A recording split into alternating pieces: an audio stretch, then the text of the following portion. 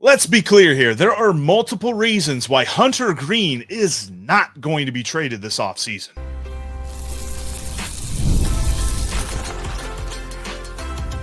You are Locked On Reds, your daily Cincinnati Reds podcast, part of the Locked On Podcast Network, your team every day. Welcome into the Locked On Reds podcast. My name is Jeff Carr. I've been a lifelong Cincinnati Reds fan, and I've podcasted about this team for 7 seasons now. Glad that you're alongside us here today. Locked On Reds is part of the Locked On Podcast Network. We are your team, your Reds, every single day. And on today's show, Tim Daniel is going to join me, and we are going to discuss a couple of different offseason things. We're going to start first with the guys who had encouraging 2025 seasons as we look toward 2026 and who is going to take that step forward, who's going to bounce back. We'll talk about that later on in today's show. In just a few minutes, we are going to give you each one realistic Reds free agent target, which means we're probably not going to hear the names Kyle Schwarber or Pete Alonso. That's coming up here in just a few minutes. But we're going to start with this whole Hunter Greene trade rumor saga thingy-mabob, all on today's episode that is brought to you by Game Time. Download the Game Time app today, create an account, and use the promo code LOCKEDONMLB to save $20 off your first purchase. And he is the man, the postcast host with the most. He's Tim Daniel. Tim, what you got for me? Oh my God, I am so happy. You texted me today and said, Tim, are you available today? And I've been dying to turn the mic back on. So thank you, Jeff. I'm so happy to be back. What up, everydayers? I miss you all. And Jeff, Hunter Greene's not getting traded because multiple reasons. One, the Reds don't trade guys in their prime. They trade them too early or they trade them too late. Unless they're hosting an all-star game, then they want to see if they become an all-star, and then they don't become an all-star, and they trade them after the all-star game because they don't want them to play in the all-star game not as in a Reds uniform. But Aroldis Chapman. Johnny Cueto. Cueto. Yeah. Also, Todd Frazier. Yeah, right. Thank God for the moment, though. I mean, probably the greatest moment in GBP besides the no-hitter, maybe, and the clinch miss. Is that the reason that he is a Reds Hall of Fame? Anyway, yeah, that's another comment. Yeah, for sure. Yeah. But also, what's the market you're going to get for Hunter Greene that's justifiable to trade Hunter Greene? What are you going to be comfortable trading Hunter Greene for is the thing that I can't seem to come out with. Now, I put this out on X today that I don't believe it. I think a certain beat writer put an article out and everyone took it and ran with it. Now, great for you. It's giving you and Steve a lot of wonderful content. Plenty to talk about, yes. Yeah, but it doesn't make sense unless it's like Mr. Juan, one of our everydayers, came to me and said, what if the Red Sox just straight up offered Roman Anthony for Hunter Greene? I said, the Red Sox aren't doing that. Right. And that's the thing. There is a trade out there, but that trade is not going to happen because one of two things will go down. Number one, someone will call Nick Krall and say, is Hunter Greene available? And Nick Krall will say, well, what you got for me? And then that guy makes his offer and that offer's too low. And then that offer's too low. The other thing that's going to happen is someone's going to call Nick Krall and ask, is Hunter Greene available? And he's going to say no, because Nick Krall's not calling other people and saying, would you like Hunter Greene? That's not what is happening here. I think that what happened was in the postseason, the after season, biopsy. I'm trying to think of the word here. It's not coming to me. Anyway, the postmortem of 2025, somebody was asking, hey, we've got to make improvements. There's trades to be made. There's a lot of starting pitching on this team. What about Hunter Greene? And Nick Krall didn't say no. And because that happened, a cavalcade of content then came out of it. But I think that there is some validity to the idea that nobody is untradeable on this team. But the gap between what he should bring in a trade and what opposing GMs are likely to offer that gap is not going to be bridged. Right. And it's just, I understand. I get it. If you want to make improvements to the bat, you put your best pitcher on the market and see if someone's going to offer you a bat of that caliber. I just don't feel comfortable with one bat, particularly for Hunter Greene. I don't feel comfortable with, a slew of prospects for Hunter Greene. And you shouldn't at this point. It's 2025. And we're at the point now where this team just made a playoff run. It didn't go their way. We understand that. But we don't want the gap year. We don't want No. 2010 through 2012 or 2011 was nasty and really, really frustrating. We need to build off this. And I think the best way to build off this is with Hunter Greene as your ace starting on opening day. Even despite when I was super high on Chase Burns, I said he'd start on opening day in August. I was just very feeling the mood that day because he was very good that day. He can pitch that Saturday on opening night. That'd be fine by me. Well, and also like opening day 2026, maybe not, but there's an argument to be made that in the not very distant future, he would be pushing for an opening day starting spot. But that is something that we will talk about deeper into the offseason. Getting back to the Hunter Greene of it all, like I don't see, and I had a conversation with our Locked On Red Sox host Gabby this last Friday about where it was like, here's the thing. If I'm Nick Krall and somebody's asking about Hunter Greene and they don't have an offer initially, but they're asking what Nick Krall's thinking, he's going to be like an outfielder that starts tomorrow and either a top pitching prospect who's ready this year or ready next year. That's the starting point. And then there's probably more on top of that. And even she was just like, yeah, I think that the Red Sox would be a little bit reticent to do something like that. And I was like, hey, I understand it. You're talking about a guy that's not made more than 26 starts in a season, albeit when he starts, he's elite. And so you have the one question that everybody wants answered. And the Red Sox took a gamble on Garrett Crochet with this, but I don't necessarily know that teams are just chomping at the bit to give up everything they possibly have to get a guy that's got durability questions. And that's the one thing with all of this that I'm like, if you're an opposing GM that is trying to shrewdly assess this possible trade, you're just not going to, hand over a blank check, as it were, to Nick Krall and say, write in the names that you want from my team. Right. And you and Steve talked about this, I want to say last week, just about who would be the most likely of the group to go. And it's probably Brady Singer. And I agree with that. And there's so many reasons why. You guys laid it out. I don't have to go through that every day or heard the conversation. And I understand that Brady Singer is not going to bring back the return that Hunter Greene would. But at this point, I feel like I don't want to break up the Greene, Lodolo, Abbott, Burns situation here. And I feel like that's our team's best bet, how they're currently built to advance and succeed. I know what the playoffs look like for game one with Hunter Greene. I am not going to hold that against him. Would I like him to see him pitch better? Yes, absolutely. But it's the freaking Dodgers, his first career playoff start on the road in LA with that crowd. Yeah. It's going to happen sometime. It just happened at the worst time possible. Yeah. And I'm with you. I don't put that against him at all. I also think too, with the Brady Singer of it all, Nick Krall is in a very enviable position because there are rumors abounding about Joe Ryan being available from Minnesota. Is Tarek Skubal available from Detroit? Who is available on the open market? And there are a lot of these top names out there that I'm sure that buying teams that are going to trade for these starting pitchers, are going to be chomping at the bit to go get, but those teams are going to slow play it. And so Nick Krall could come in and be like, hey, we got to trade right now. Give me an outfielder for Brady Singer, an outfielder that can start tomorrow for Brady Singer. Boom. And as long as it's not like, you're just trading back for Jonathan India, then that's fine.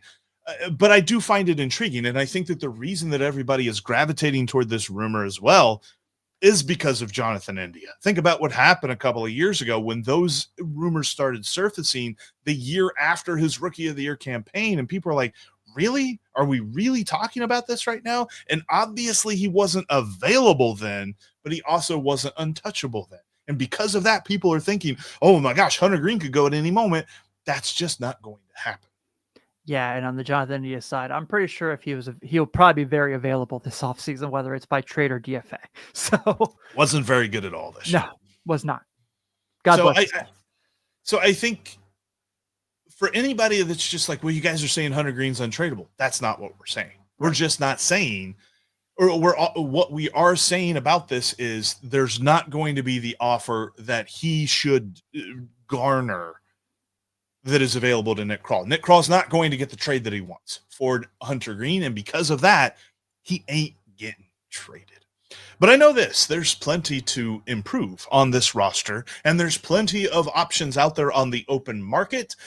And we also know how the Reds like to move in these situations. So we're going to give you 2 realistic targets for the Cincinnati Reds in free agency coming up next.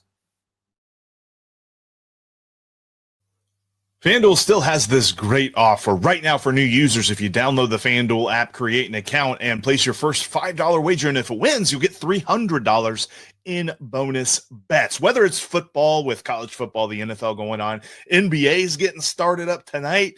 That season's getting going. And, of course, you've got plenty of World Series bets that are out there. I've actually been looking at some of the specials that FanDuel has before the series gets going this weekend. And they have an interesting an interesting prop bet. It's under World Series specials. It says any pitcher to record 12 plus strikeouts in any game in the World Series.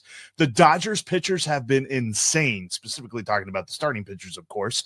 And I have a hard time believing that none of them will break that, whether it's Yamamoto or Ohtani or somebody. I think they're going to get 12 plus strikeouts. Plus, you also got Kevin Gausman there for the Toronto Blue Jays, dark horse candidate there. I think there to be an MVP of the World Series and Kevin Gausman if the Blue Jays were to win it. But anyway, any pitcher to record 12 plus strikeouts in any game in the World Series plus 350 on over at FanDuel. And there's so many other lines to check out as well. Download the app today. And most people cannot name all of their accounts or what they're even worth. I mean, I was one of those people, whether it's, my debit account, my savings account, my credit account, all of the different things. Like, obviously I know what's going on in my credit account, but my 401k and my investments and all that other stuff. Yeah, those things they're there, right? They're there. Monarch helps us monitor them, and Monarch helps us grow them because we can set goals. We can see our spending. We can see how the account activity goes, all in one place. You don't have to jump from website to website, remembering password after password, because quite frankly, who has time for that? There's so many websites like that anymore. That's why they have apps on your phone to save your passwords. Monarch realizes that, and they're like, you know what? Let's do it all on one page. And they do it well. You got to check out Monarch today. Go to monarch.com and use the promo code LOCKEDONMLB to save 50% off your first year. Again, that's monarch.com and the promo code LOCKEDONMLB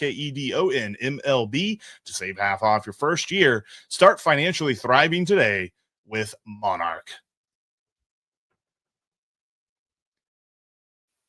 Thank you for making Locked On Reds part of your everyday routine. If you make us your first listen, you're an everydayer. You're awesome. And if you aren't already, why? You should. Hit that subscribe button right here on YouTube and on your favorite podcast app. All right, Tim, when it comes to the offseason, we know how this team moves with free agency. And as much as we want to just start talking about Kyle Schwarber in a Reds uniform, as much as we want to dream about Pete Alonso playing first base with Cincinnati across his chest and things like that, we know how this team operates. And we know especially how they've operated in recent years. But that doesn't necessarily mean they're going to completely skip out on free agency. There are guys that are available that fit the profile that the Reds are looking for, which everybody's just like, well, yeah, they're looking for cheap. I think cost-effective is the right word. Cheap's probably a synonym of that. But at the same time, there's guys out there that are cost-effective and game-effective. People are not going to like my answers to this. They're really not. And I'm thinking the way the Reds think, as you said here. Yeah. And this is a guy we all talked about for many years. He'd be awesome as a Red. And probably now would not be awesome as a Red because he's coming off his worst year possible. He's currently still playing for the Dodgers to the point that he wasn't even on the playoff roster in the wild card round. Just going the thought process of the Cincinnati Reds as Michael Conforto. I hate the thought that this is the name that's coming out of my mouth, Jeff, because he was atrocious last year.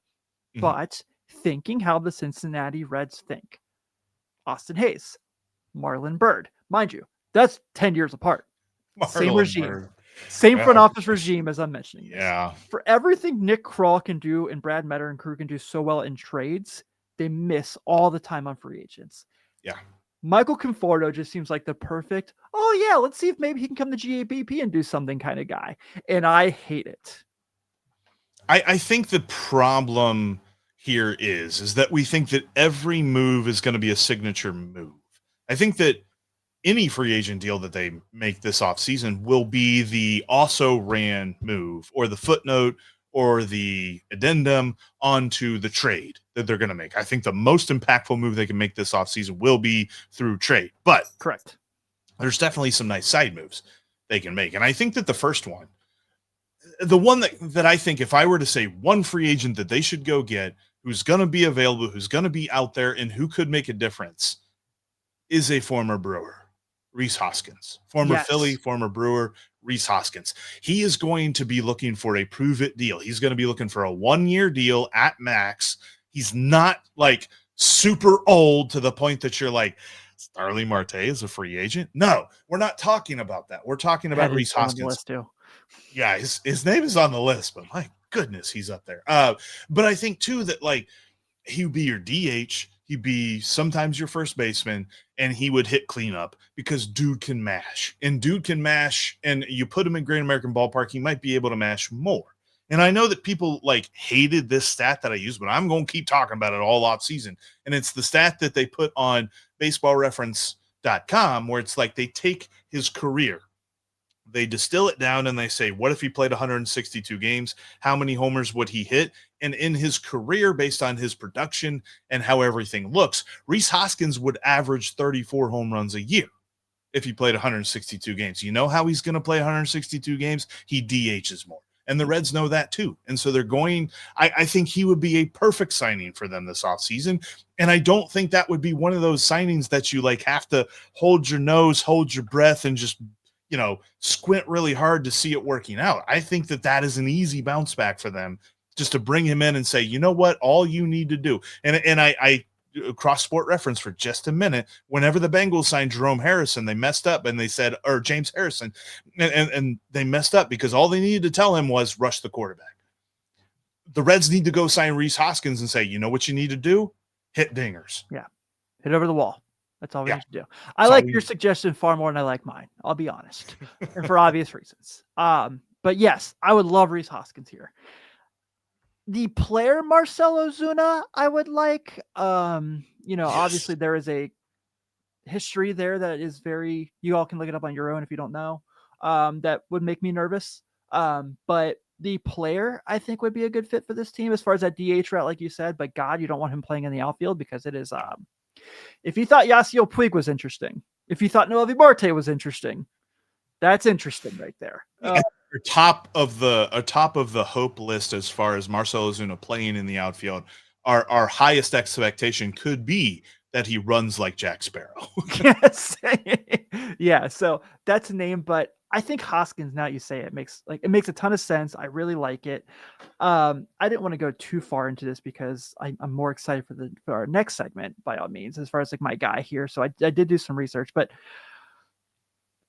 how much do you hate the name Max Kepler? I don't. I don't either. I like the idea, and I'll tell you what, like I think that the most likely way that the Reds improve the outfield specifically is through a trade.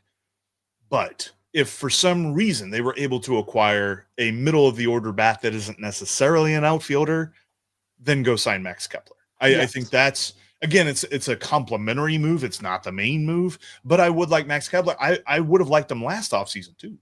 Yeah, I mean, I know he had a really bad year. I mean, and obviously it was also kind of situation his 1 year in Philly. He's only 33 next year, so it's not terrible.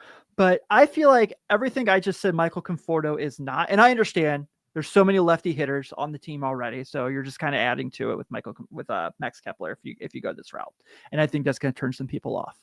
But this is a guy who was really bad last year and still hit 18 homers. Yeah. So.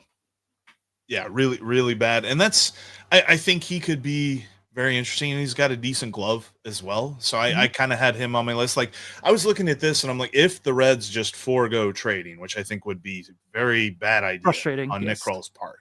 Yeah, very frustrating. Then they could do the whole, let's go to, trying to think, bargains. Let's go to Ollie's and, buy what we need at the bargain outlet here. And we get Rhys Hoskins and Max Kepler. I think they could sign both those guys if they wanted to. Yeah. I don't know that makes me super excited about the offseason because that's complementary move plus complementary move without a signature move. But that's also what they did last offseason too. So there's definitely a chance that they do that is better than we would like to admit. But I could just see the comments on this video right now being very upset. People are going to be like, yay, you guys don't want Kyle Schwarber, which is not what we're saying. We're saying that the Reds aren't going to get him. We would love Kyle Schwarber. And as I told you before we hit the record button here today, if the Reds sign Kyle Schwarber, Pete Alonso, Alex Bregman, Kyle Tucker, any one of those top tier guys, we will have Cody Bellinger. We will have an emergency podcast to react to it, and we will begin the show by going, because we will be shocked. It's on wax. This is confirmation. If this happens, we will be here. Steve will be here too when he's not, in Ireland. Like, I'm not one of those guys that likes to do weird things if like something shocks them, but something weird would probably happen because I would just be absolutely stunned out of my mind. Yes. To see them go get one of those top shelf free agent guys. So I'd love to see that happen. I think it's a non-zero chance, but the percentage chance is less than 1. Correct. So I'll put it there. That's why we're talking about these other guys that the Reds could go get, and it would still improve them at least somewhat to a point that we would be happier than we are right now. But I understand we're not talking about game changing, like these guys are going to go win MVP, but they will improve the team a little bit. And I think that that's what we're going to be looking at all off season. We're definitely going to be talking about potential trade targets as rumors start to emerge of guys who could be available. And one of the reasons I wanted to talk with Gabby from Locked On Red Sox last week is that the Red Sox are like, please, someone take an outfielder from us. We need pitching help. You know who's got plenty of pitching to trade? The Cincinnati Reds. Correct. So hopefully that is a pairing that we see this off season, but it's clear that Nick Kral's got work to do. However, he does have some guys on the team right now. Like we're not saying a team-wide forward progression because we know what happens when we bet on that. But there are a few guys that showed willingness to progress in a forward direction. A couple of them key. I'll probably start with Matt McLain. The next time that you're going to a sporting event or a live event, concert, whatever it might be, you got to look at Game Time because Game Time has great last-minute deals, and they make the ticket buying process so easy. Wherever you are going to, they're going to show you your view from your seat. They're going to show you the all-in pricing up front. You don't have to add it to your cart to see the taxes and fees and all that other stuff. No, you see it all when you are looking right at the seat that you want, and so you don't get surprised in the end. Game Time wants to make the ticket buying process so simple. And when you purchase them, they're sent to your phone. They're right with you. It's so easy to access. I usually download them to my like Apple Wallet or whatever that be after I buy the tickets, and boom, you're in. It's easy. No fuss. That's what Game Time's all about, making the game buying process easier. You got to check out Game Time today. Download the app and use the promo code LOCKEDONMLB. That's LOCKEDON-MLB. For $20 off your first purchase. So you get some good deals. You know what you're getting into, and $20 off your first purchase. Download that Game Time app today. Use that code LOCKEDONMLB. Swipe, tap, ticket, go. Download Game Time today. When you can't watch us on YouTube, you can listen to us on your favorite podcast app. We're on all of them out there. Make sure you go check us out today. Also, check out Locked On MLB after you're done with today's podcast. Locked On MLB Game Night's got you covered every night all through the rest of the World Series, and Sully's got you covered for the league-wide news and notes. And, of course, he's worried about any sort of work stoppage. Everybody talking about the Dodgers ruining baseball and things like that. But everybody's got a team every single year that's ruining baseball in some way. So I definitely think there's going to be some interesting rumors about work stoppages in the next offseason, but I think we're good this offseason.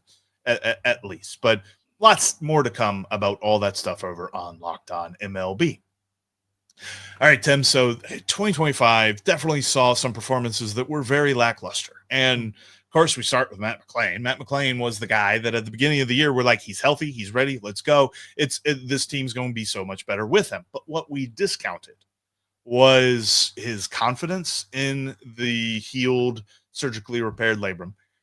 His muscle memory and his mechanics and things like that. But we started to see that all come back later on in the year. Yeah, I think the biggest thing that jumped out to me about Matt McLain all year, Jeff, is that even with everything just being, I wouldn't say a disaster, because the fact he even played last year was probably a miracle with what happened, all he had to go through in spring training of 24. Yeah. he still walked a lot. He still understood the strike zone. Yeah, he probably swung at some pitches he shouldn't. He probably took a lot of pitches he shouldn't have. But he still had a good understanding of the strike zone. So that is something that always jumped out to me. And I really feel like a year removed is something where they're still going to be able to get things from him. Obviously, you can look at the fact that, he was only caught stealing twice last year. Right. And the year that he was disastrous with the bat in his hand, he still managed to give you some good quality things. We obviously know how good he is as a defender. And that's not something that's ever going to go away. He already feels like a veteran base runner, like somebody who's been running the bases for a long time. And this was just his second full year. Yeah. I mean, he's faster than Josh Naylor, but he doesn't quite get 30 stolen bases. Right. But also, yeah, for him, I just feel like there's something where he probably just needed a year. Like you said, mechanics, confidence, things like that. He can take this off season and he can train. He can really get comfortable and he can really, swing the bat again. He can not have to worry about, fully going through the healing process and the rehab process. He can take this off season to watch film, see what he can get better on, hit. So yeah, I probably feel like Matt McLain, I don't think he's going to be like a 130 OPS plus kind of guy next year by any means. But if he goes out there and gives you like a 107, a 113 kind of area, I'm stoked for that. Yeah, I was going to say like 110 is kind of where I would expect him to be next year. Yeah. And you're right. Like the plate discipline was fine. He actually did a thing that was a bit surprising, is that he didn't swing that much. Like the average swing percentage of a major league hitter last year was 47%. He swung 43% of the time, and he had a slightly above average, not crazy above average, but a slightly above average whiff rate. So when he did swing, he swung and missed more than the average hitter as well. So he swung less than the average hitter, swung and missed more. That combination didn't quite work out for him. And he got a little bit unlucky with the BABIP as well. So all of that to be said, I think that he's going to bounce back at the plate in a big way next year. I'm not as worried about him as I think people would expect us to be after the year that he had.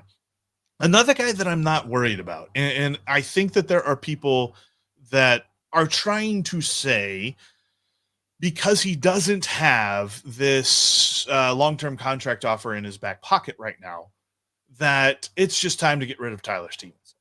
Number one, I still think that the Reds can repair that. I think that they're still far apart based on, our most recent reporting about where Tyler Stephenson was happy, or the lack of happiness thereof, in the offer that the Reds presented to him. But at the same time, I think they can repair that. And a lot of his underlying numbers say he should have had a better year than what he did. I'm so happy you brought this up because I had it ready on my phone. And I was looking at it just to kind of go case by case. And I was looking at, from his return from the IL in early September, what he managed to do.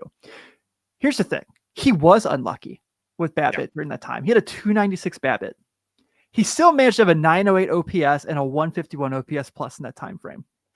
So, yeah, the power was there. He obviously had probably besides the hit in game 2, that he probably had the second biggest hit of the postseason for the Reds in those 2 games. That double that he hit in the corner in game 1. There's only a few of them, unfortunately. Right, weren't many. I know I'm going on an extremely small sample size here, but if you look at that slash line when he came back in September, 255, 333, 574. And like I said, with a 296 BABIP, but tied for the most homers he had of any month in the year, and obviously didn't play a lot. Had the most RBI he had the whole season. Had the most extra base hits in that time as well. Actually, no, that's not right. He had 9 in May, and he had 7 in September, October. But I feel like what he brought at the end of the year, just kind of getting the at-bats underneath him, also kind of getting comfortable, having a year where he battled injuries on and off. He was really good in the season. That's going to be my biggest question for him, is not the effectiveness. I think that I am fine with my expectations for his effectiveness at the plate. My question is going to be his durability, and how durable is he going to be next year? Next year's going to be a huge year for him because there's a possibility he's negotiating a contract up to spring training. I know they don't like to negotiate during the season, but I definitely think that during spring training, they're going to talk to him about it. And so he's going to need to prove, whether to the Reds or to somebody else, that he is worthy of the money that a lot of people think that he should be worthy of. So he's going to be ready. I feel like, but that's going to be the biggest question, is the durability. So I probably stole your guys. Is there anyone else that like really jumped out at you that you're like, oh man, next year, here we go? Nick Lodolo. Okay. And the He had a reason pretty being, good year as was. yeah, exactly. That's my exact point, is that he was really good and still battled 2 IL stints. They weren't super long ones like we've seen in years past, but I still feel like, I mean, if you look at the 2 times he got pulled early from a game because of the blister injury, he was awesome in both those games and just was like, oh, dude, you got to go. This isn't going to work out the rest of the day.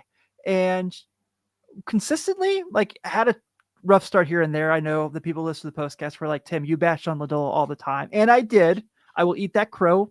But I also can say that, like, he was really, really good when he was consistently getting the ball. When he had a start that he missed here and there, whether it was sickness or whatever, yeah, he struggled that start after.